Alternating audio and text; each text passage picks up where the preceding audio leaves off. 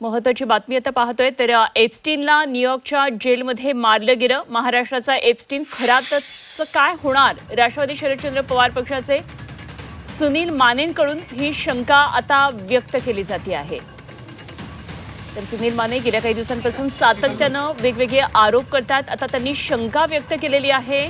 तर सुनील माने प्रवक्ते आहेत आणि त्यांनी असं म्हटलेलं आहे की एप्स्टीनला न्यूयॉर्कच्या जेलमध्ये मारलं गेलेलं आणि महाराष्ट्राचा एप्स्टीन खराच आता काय होणार असं म्हणत त्यांनी काही वेगळे संकेत, काही वेगळ्या शंका खरं तर व्यक्त केल्या। तर राष्ट्रवादी शरदचंद्र पवार पक्षाचे प्रवक्ते सुनील मानेंनी ही शंका व्यक्त केली।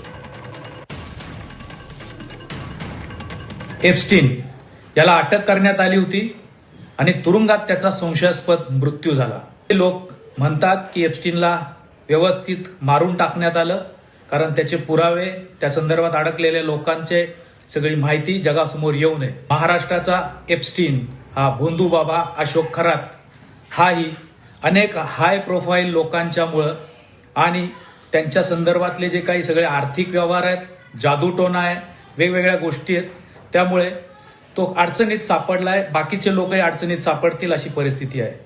माझी महाराष्ट्र शासनाला, पोलिसांना आणि प्रामुख्याने मुख्यमंत्री देवेंद्र फडणवीस साहेबांना एक विनंती आहे, जोपर्यंत या गोष्टीचा सोक्षमोक्ष लागत नाही, शेवटपर्यंत तपास व्यवस्थित होत नाही, त्यामुळे याच्यात हे सगळ्या ज्या गोष्टी बाहेर येत नाहीत, तोपर्यंत या महाराष्ट्राचा एप्स्टीन, भोंदू बाबा अशोक खरात याच्या या सगळ्या गोष्टींची काळजी घेऊन तपास व्यवस्थित केला पाहिजे।